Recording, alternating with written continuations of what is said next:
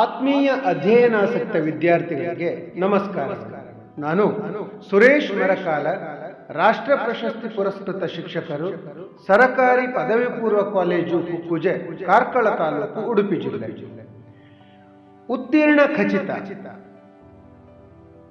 ಎಸ್ಎಸ್ಎಲ್ಸಿಯ ಸಮಾಜ ವಿಜ್ಞಾನ ಪರೀಕ್ಷೆಯನ್ನು ಉತ್ತೀರ್ಣವಾಗಲು ಕಷ್ಟಪಡುವ ವಿದ್ಯಾರ್ಥಿಗಳಿಗಾಗಿ ಸಿದ್ಧಪಡಿಸಿರುವ ಆಡಿಯೋ ಪಾಸಿಂಗ್ ಪ್ಯಾಕೇಜ್ ಉತ್ತೀರ್ಣ ಖಚಿತ. ಕೇವಲ 4 ಅಧ್ಯಾಯಗಳನ್ನು ಹಾಗೂ ಒಂದು ನಕ್ಷೆಯ ಪ್ರಶ್ನೆಯನ್ನು ಉತ್ತರಿಸುವ ಮೂಲಕ ಈ ವರ್ಷದ ಎಸ್ಎಸ್ಎಲ್ಸಿ ಸಮಾಜ ವಿಜ್ಞಾನ ಪರೀಕ್ಷೆಯನ್ನು ಅತ್ಯಂತ ಸುಲಭವಾಗಿ ಪಾಸಾಗಲು ಈ ಪಾಸಿಂಗ್ ಪ್ಯಾಕೇಜ್ ಸಹಕಾರಿಯಾಗಿದೆ.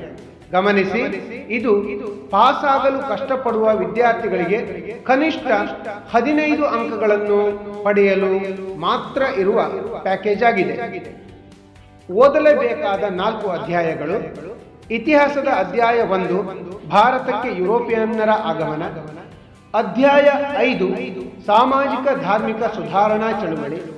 ಅಧ್ಯಾಯ 6, ಭಾರತದ ಪ್ರಥಮ ಸ್ವಾತಂತ್ರ್ಯ ಸಂಗ್ರಾಮ 1857. ಅಧ್ಯಾಯ 15, ದುಡಿಮೆ ಮತ್ತು ಆರ್ಥಿಕ ಜೀವನ. ಜೊತೆಗೆ ಭೂಪಟದ 53 ಸ್ಥಳಗಳನ್ನು ಗುರುತಿಸುವ ಮೂಲಕ ಕನಿಷ್ಠ 15 ಅಂಕಗಳನ್ನು ಪ್ರತಿಯೊಬ್ಬ ವಿದ್ಯಾರ್ಥಿಯು ಕೂಡ ಪಡೆಯಬಹುದು. ಇದೀಗ ಈ 4 ಅಧ್ಯಾಯಗಳ ಪ್ರಶ್ನೋತ್ತರಗಳನ್ನು ನಾನು ಹಾಗೂ ನನ್ನ ವಿದ್ಯಾರ್ಥಿನಿಯರು ಒಟ್ಟಾಗಿ ನಿಮಗೆ ಕೇಳಿ ತಿಳಿಸಲಿದ್ದೇವೆ. ಈ ಆಡಿಯೋ ಪಾಸಿಂಗ್ ಪ್ಯಾಕೇಜ್ನ ರಚನೆಯಲ್ಲಿ ಪಾಲ್ಗೊಂಡ ವಿದ್ಯಾರ್ಥಿನಿಯರು ಸಮೃದ್ಧಿ, ಶ್ರೀರಕ್ಷಾ, ಗ್ರೀಷ್ಮ, ಸಿಂಚನ, ಸಾನ್ವಿ ಹಾಗೂ ಸಾಧನಾ. ಇದೀಗ ಅಧ್ಯಾಯ 1, ಭಾರತಕ್ಕೆ ಯುರೋಪಿಯನ್ನರ ಆಗಮನ. ಈ ಪಾಠದಿಂದ ಪರೀಕ್ಷೆಗೆ ಹಂಚಿಕೆಯಾಗಿರುವ ಅಂಕಗಳು 3. ಮೊದಲನೆಯ ಪ್ರಶ್ನೆ: ಭಾರತಕ್ಕೆ ಜಲಮಾರ್ಗ ಕಂಡುಹಿಡಿಯಲು ಕಾರಣವಾದ ಅಂಶಗಳು ಯಾವುವು? 1. ಕಾನ್ಸ್ಟಂಟಿನೋಪಲ್ ನಗರದ ಪತನ. 2. ವ್ಯಾಪಾರಿ ಮಾರ್ಗಗಳು ಟರ್ಕರ ವಶ. 3. ಟರ್ಕರ ಅಧಿಕ ತೆರಿಗೆ. 4. ವ್ಯಾಪಾರಿಗಳಿಗೆ ನಷ್ಟ. 5. ನಾವಿಕರಿಗೆ ರಾಜರು ನೀಡಿದ ಪ್ರೋತ್ಸಾಹ. 6. ದಿಕ್ಸೂಚಿ, ಸಿಡಿಮದ್ದು, ಆಸ್ಟ್ರೋಲಬ್ಗಳ ಆವಿಷ್ಕಾರ. ಇದೀಗ ಎರಡನೆಯ ಪ್ರಶ್ನೆ: ಮಾರ್ತಾಂಡವರ್ಮನ ಸಾಧನೆಗಳನ್ನು ವಿವರಿಸಿ. 1. ವೈನಾಡ್ ಸಂಸ್ಥಾನದ ಆಳ್ವಿಕೆ. 2. ಡಚ್ಚರಿಂದ ವೈನಾಡಿನ ರಕ್ಷಣೆ. 3. ರಾಜಧಾನಿಯ ಬದಲಾವಣೆ. 4. ಕರಿಮೆಣಸಿನ ವ್ಯಾಪಾರದಲ್ಲಿ ಡಚ್ಚರನ್ನು ತಡೆದನು. 5. ಕೊಚ್ಚಿಯು ವಿಶ್ವದ ಸಾಂಬಾರು ಪದಾರ್ಥಗಳ ಕೇಂದ್ರ. 6. ಕೊನೆಗೆ ಡಚ್ಚರ ಸಂಪೂರ್ಣ ಶರಣಾಗತಿ. ಮೂರನೆಯ ಪ್ರಶ್ನೆ: ಪ್ಲಾಸಿ ಕದನದ ಕಾರಣ ಮತ್ತು ಪರಿಣಾಮಗಳನ್ನು ವಿವರಿಸಿ. ಪ್ಲಾಸಿ ಕದನದ ಕಾರಣಗಳು: 1. ದಸ್ತಕಗಳ ದುರುಪಯೋಗ. 2. ಅನುಮತಿ ಇಲ್ಲದೆ ಕೋಟೆಗಳ ದುರಸ್ತಿ. 3. ಕಪ್ಪುಕೋಣೆ ದುರಂತ. ಪರಿಣಾಮಗಳು: 1. ಮೀರ್ ಜಾಫರ್ ಬಂಗಾಳದ ನವಾಬನಾದನು. 2. ಬಂಗಾಳದಲ್ಲಿ ಕಂಪನಿಗೆ ವ್ಯಾಪಾರದ ಹಕ್ಕು ದೊರೆಯಿತು. 3. ಕಂಪನಿಗೆ ಅಪಾರ ಯುದ್ಧ ಪರಿಹಾರ ದೊರೆಯಿತು. 4. ಭಾರತೀಯರ ಅಸಂಘಟನೆ ಪ್ರದರ್ಶನ. ಇದೀಗ 4ನೆಯ ಪ್ರಶ್ನೆ: ಬಕ್ಸಾರ್ ಕದನದ ಪರಿಣಾಮಗಳನ್ನು ವಿವರಿಸಿ. ಬಕ್ಸಾರ್ ಕದನದ ಪರಿಣಾಮಗಳು: 1. ಬ್ರಿಟಿಷರಿಗೆ ಬಂಗಾಳದ ದಿವಾನಿ ಹಕ್ಕು ಸಿಕ್ಕಿತು. 2. ಶಾ ಆಲಂನಿಗೆ ವಿಶ್ರಾಂತಿ ವೇತನ ನೀಡಿದರು. 3. ಅವನು ಬಂಗಾಳದ ಎಲ್ಲಾ ಹಕ್ಕುಗಳನ್ನು ಬಿಟ್ಟುಕೊಟ್ಟನು. 4. ಅವಧ್ನ ನವಾಬ ಬ್ರಿಟಿಷರಿಗೆ ಪರಿಹಾರ ನೀಡಿದನು. 5. ಮೀರ್ ಜಾಫರ್ನ ಮಗನಿಗೆ ವಿಶ್ರಾಂತಿ ವೇತನ ನೀಡಿದರು. 6. ಬಂಗಾಳದ ಸಂಪೂರ್ಣ ಆಡಳಿತ ಬ್ರಿಟಿಷರ ಕೈವಶವಾಯಿತು. 7. ಬ್ರಿಟಿಷರು ಬಂಗಾಳ, ಬಿಹಾರ್, ಒರಿಸ್ಸಾದ ಒಡೆಯರಾದರು. 5ನೇ ಪ್ರಶ್ನೆ, ಕಾರ್ನಾಟಿಕ್ ಯುದ್ಧಗಳನ್ನು ವಿವರಿಸಿ. 1. ಈ ಯುದ್ಧಗಳು ಬ್ರಿಟಿಷರು ಹಾಗೂ ಫ್ರೆಂಚರ ನಡುವೆ ನಡೆಯಿತು. 2. ಈ ಯುದ್ಧಗಳು ಕರ್ನಾಟಿಕ್ ಪ್ರಾಂತ್ಯದಲ್ಲಿ ನಡೆದವು. 3. ಒಟ್ಟು 3 ಯುದ್ಧಗಳು ನಡೆದವು. 4. ದೇಶೀಯ ರಾಜರು ಕೂಡ ಈ ಯುದ್ಧದಲ್ಲಿ ಪಾಲ್ಗೊಂಡರು. 5. ಫ್ರೆಂಚರು ಭಾರತದಲ್ಲಿ ಶಕ್ತಿಹೀನರಾದರು.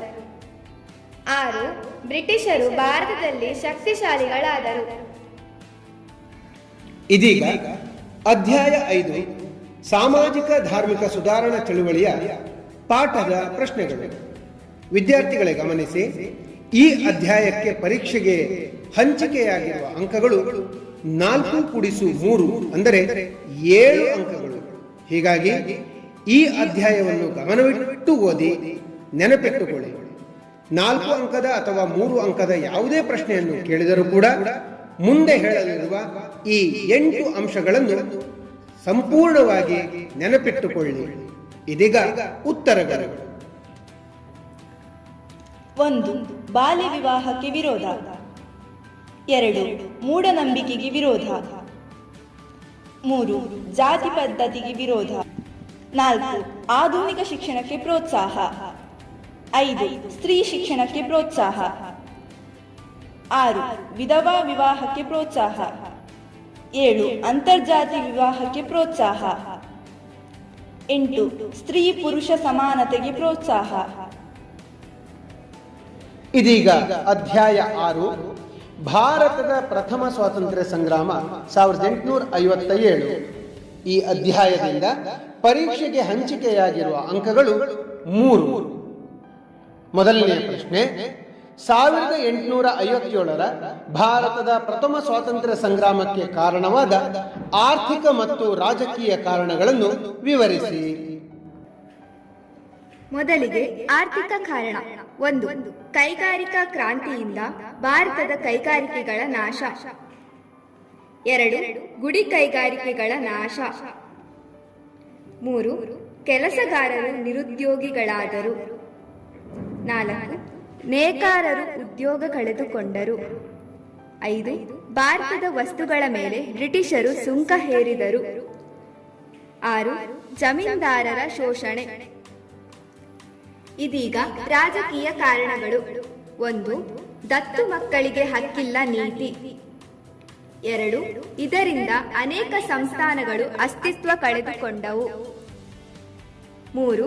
ಝಾನ್ಸಿ, ಸತಾರಗಳು ಬ್ರಿಟಿಷರ ವಶವಾದವು. 4. ಇದರಿಂದ ಲಕ್ಷಾಂತರ ಸೈನಿಕರು ಕೆಲಸ ಕಳೆದುಕೊಂಡರು. 5. ಬ್ರಿಟಿಷರು ರಾಜರ ರಾಜಪದವಿಯನ್ನು ಕಿತ್ತುಕೊಂಡರು. 6. ಅನೇಕ ರಾಜರನ್ನು ಅಧಿಕಾರದಿಂದ ಕೆಳಗೆ ಇಳಿಸಿದರು. ಮುಂದಿನ ಪ್ರಶ್ನೆ, ಪ್ರಥಮ ಸ್ವಾತಂತ್ರ್ಯ ಸಂಗ್ರಾಮದ ವಿಫಲತೆಗೆ ಕಾರಣಗಳು ಯಾವುವು? 1. ಇಡೀ ದೇಶಕ್ಕೆ ಹಬ್ಬಲಿಲ್ಲ. 2. ಸೈನಿಕರಲ್ಲಿ ನಿಶ್ಚಿತ ಗುರಿ ಇರಲಿಲ್ಲ. 3. ಸೂಕ್ತ ಮಾರ್ಗದರ್ಶನದ ಕೊರತೆ. 4. ಸೂಕ್ತ ನಾಯಕತ್ವದ ಕೊರತೆ. 5. ಸೈನಿಕರಲ್ಲಿ ಶಿಸ್ತಿನ ಕೊರತೆ. 6. ಸರಿಯಾದ ಯೋಜನೆಯ ಕೊರತೆ. 7. ಸಿಪಾಯಿಗಳು ಮಾಡಿದ ಲೂಟಿ, ದರೋಡೆ. ಮುಂದಿನ ಪ್ರಶ್ನೆ, ಭಾರತದ ಪ್ರಥಮ ಸ್ವಾತಂತ್ರ್ಯ ಸಂಗ್ರಾಮದ ಪರಿಣಾಮಗಳು ಯಾವುವು? 1. ಈಸ್ಟ್ ಇಂಡಿಯಾ ಕಂಪನಿಯ ಅಂತ್ಯ. 2. ಭಾರತದ ಆಡಳಿತವನ್ನು ಇಂಗ್ಲೆಂಡ್ ರಾಣಿ ತೆಗೆದುಕೊಂಡಳು. 3. ಮರುವರ್ಷ ರಾಣಿ ಒಂದು ಘೋಷಣೆ ಹೊರಡಿಸಿದಳು. 4. ಭಾರತೀಯರ ಧಾರ್ಮಿಕ ವಿಚಾರಕ್ಕೆ ಕೈ ಹಾಕುವುದಿಲ್ಲ ಎಂದಳು. 5. ಸಾಮ್ರಾಜ್ಯ ವಿಸ್ತರಣೆಯನ್ನು ಕೈಬಿಟ್ಟಳು. 6. ಭಾರತೀಯರ ಮುಂದಿನ ಹೋರಾಟಕ್ಕೆ ಇದು ನಾಂದಿಯಾಯಿತು. ಇದೀಗ ಅಧ್ಯಾಯ 15 ದುಡಿಮೆ ಮತ್ತು ಆರ್ಥಿಕ ಜೀವನ. ಈ ಅಧ್ಯಾಯದಿಂದ ಪರೀಕ್ಷೆಗೆ ಹಂಚಿಕೆಯಾಗಿರುವ ಅಂಕಗಳು 3. ಮೊದಲನೆಯ ಪ್ರಶ್ನೆ, ಸಂಘಟಿತ ಮತ್ತು ಅಸಂಘಟಿತ ಕೆಲಸಗಾರರ ನಡುವಿನ ವ್ಯತ್ಯಾಸಗಳನ್ನು ತಿಳಿಸಿ. ಸಂಘಟಿತ ಮತ್ತು ಅಸಂಘಟಿತ ಕೆಲಸಗಾರರ ನಡುವಿನ ವ್ಯತ್ಯಾಸ. 1. ನಿಗದಿತ ವೇತನ ಇದೆ, ನಿಗದಿತ ವೇತನ ಇಲ್ಲ. 2. ಕೆಲಸಕ್ಕೆ ಭದ್ರತೆ ಇದೆ, ಕೆಲಸಕ್ಕೆ ಭದ್ರತೆ ಇಲ್ಲ. 3. ನಿವೃತ್ತಿ ವೇತನ ಇದೆ, ನಿವೃತ್ತಿ ವೇತನ ಇಲ್ಲ. 4. ಭತ್ಯೆಗಳು ಇದೆ, ಭತ್ಯೆಗಳು ಇಲ್ಲ. 5. ವೈದ್ಯಕೀಯ ಸೌಲಭ್ಯ ಇದೆ, ವೈದ್ಯಕೀಯ ಸೌಲಭ್ಯ ಇಲ್ಲ. 6. ಉದಾಹರಣೆ ಶಿಕ್ಷಕರು, ವೈದ್ಯರು. ಉದಾಹರಣೆ ರೈತರು, ಕೂಲಿ ಕಾರ್ಮಿಕರು. ಮುಂದಿನ ಪ್ರಶ್ನೆ, ಅಸಂಘಟಿತ ಕ್ಷೇತ್ರದ ಕೆಲಸಗಾರರು ಎದುರಿಸುತ್ತಿರುವ ಸವಾಲುಗಳು ಯಾವುವು? 1. ನಿಗದಿತ ನಿಯಮ ಇಲ್ಲ. 2. ಸರಿಯಾದ ವೇತನ ಇಲ್ಲ. 3. ವೈದ್ಯಕೀಯ ಸೌಲಭ್ಯ ಇಲ್ಲ. 4. ಕೆಲಸಕ್ಕೆ ಭದ್ರತೆ ಇಲ್ಲ. 5. ನಿವೃತ್ತಿ ವೇತನ ಇಲ್ಲ. 6. ವಿರಾಮ ವೇತನ ಇಲ್ಲ. 7. ಭತ್ಯೆಗಳು ಇಲ್ಲ. 8. ಶೋಷಣೆ ಹೆಚ್ಚು. ಮುಂದಿನ ಪ್ರಶ್ನೆ, ನಿರುದ್ಯೋಗಕ್ಕೆ ಕಾರಣಗಳನ್ನು ತಿಳಿಸಿ. ನಿರುದ್ಯೋಗಕ್ಕೆ ಕಾರಣಗಳು: 1. ಅತಿಯಾದ ಜನಸಂಖ್ಯೆ. 2. ಅನಕ್ಷರತೆ. 3. ಬಂಡವಾಳದ ಕೊರತೆ. 4. ಯಾಂತ್ರೀಕರಣ. 5. ಸಾಮಾಜಿಕ ಅಸಮಾನತೆ. 6. ಅತಿಯಾದ ಶ್ರಮ ವಿಭಜನೆ. ಮುಂದಿನ ಪ್ರಶ್ನೆ, ನಿರುದ್ಯೋಗದ ಪರಿಣಾಮಗಳು ಯಾವುವು? ನಿರುದ್ಯೋಗದ ಪರಿಣಾಮಗಳು: 1. ಬಡತನ. 2. ಅನಾರೋಗ್ಯ. 3. ಮೋಸ. 4. ವಂಚನೆ. 5. ಕಳ್ಳತನ. 6. ಭ್ರಷ್ಟಾಚಾರ. 7. ಕುಟುಂಬ ಒಡೆಯುವುದು. 8. ವ್ಯಭಿಚಾರ.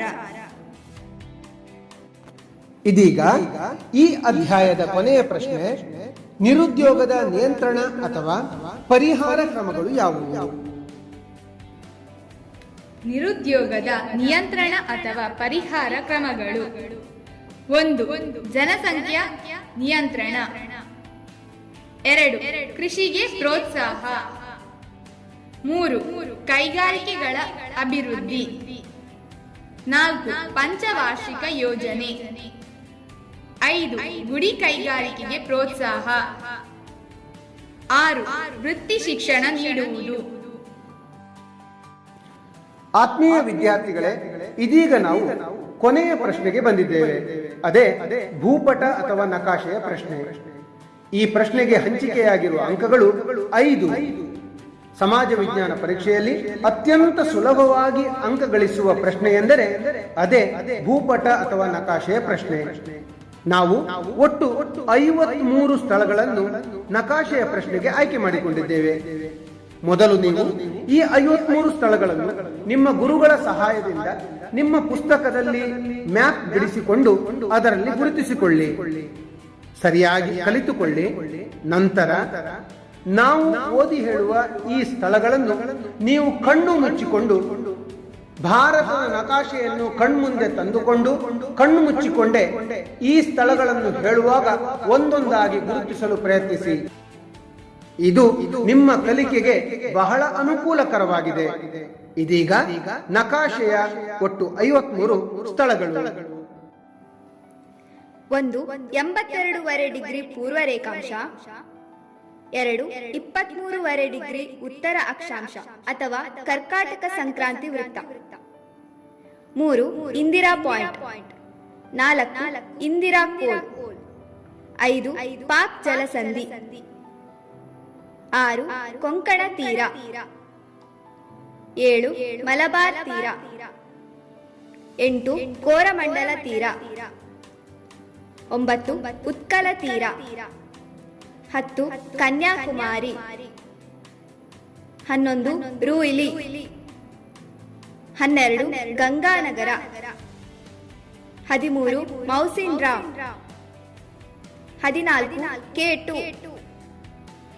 15 ಮನ್ನಾರ್ ಖಾರಿ, 16 ಬಂಗಾಳ ಕೊಲ್ಲಿ, 17 ಆನೈಮುಡಿ, 18 ಅರಾವಳಿ ಬೆಟ್ಟ, 19 ಹಿಂದೂ ಮಹಾಸಾಗರ, 20 ತೂತಕುಡಿ, 21 ಹಾಲ್ದಿಯಾ, 22 ಚೆನ್ನೈ, 23 ನವಶೇವ, 24 ನವಮಂಗಳೂರು, 25 ಕೋಸಿ ಅಥವಾ ಹನುಮಾನ್ ನಗರ, 26 ಪಾರಾದೀಪ್, 27 ನರ್ಮದಾ ನದಿ, 28 ಪಂಪಾ ಸಾಗರ, 29 ನಾಗಾರ್ಜುನ ಸಾಗರ, 30 ಕಾಂಡ್ಲಾ, 31 ಕೊಚ್ಚಿ, 32 ಬಾಕ್ರಾ ನಂಗಲ್ ಅಥವಾ ಗೋವಿಂದ ಸಾಗರ, 33 ದಾಮೋದರ ಯೋಜನೆ, 34 ಬೆಂಗಳೂರು ಕೆಂಪೇಗೌಡ ವಿಮಾನ ನಿಲ್ದಾಣ, 35 ಮುಂಬೈ ಛತ್ರಪತಿ ವಿಮಾನ ನಿಲ್ದಾಣ, 36 ಕೋಲ್ಕತ್ತಾ ಸುಭಾಷ್ ಚಂದ್ರ ಬೋಸ್ ವಿಮಾನ ನಿಲ್ದಾಣ, 37 ಗುವಾಹಟಿ, 38 ದೆಹಲಿ ಇಂದಿರಾ ಗಾಂಧಿ ವಿಮಾನ ನಿಲ್ದಾಣ,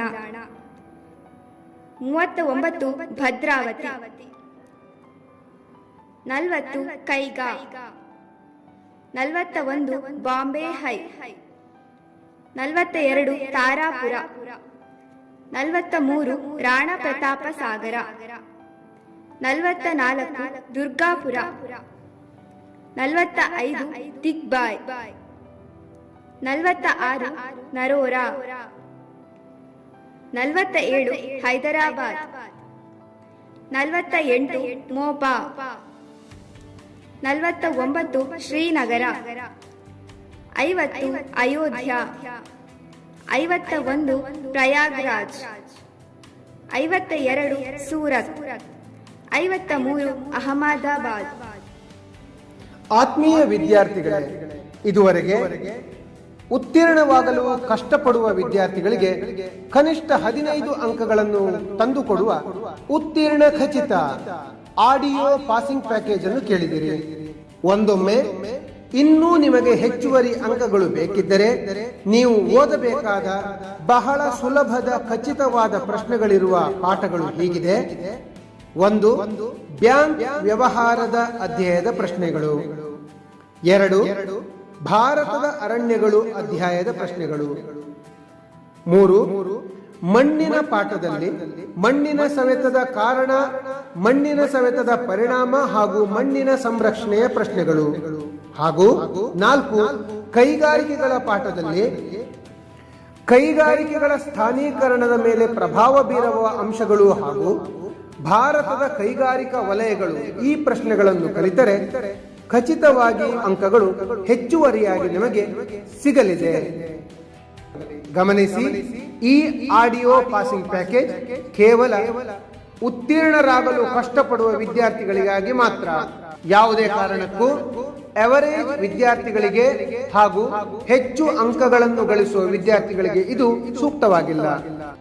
ಆತ್ಮೀಯ ವಿದ್ಯಾರ್ಥಿಗಳೇ, ಇದುವರೆಗೆ ನೀವು ಪಾಸ್ ಆಗಲು ಕಷ್ಟಪಡುವ ವಿದ್ಯಾರ್ಥಿಗಳಿಗೆ ಕನಿಷ್ಠ 15 ಅಂಕಗಳನ್ನು ತಂದುಕೊಡುವ ಉತ್ತೀರ್ಣ ಖಚಿತ ಆಡಿಯೋ ಪಾಸಿಂಗ್ ಪ್ಯಾಕೇಜ್ ಅನ್ನು ಕೇಳಿದಿರಿ.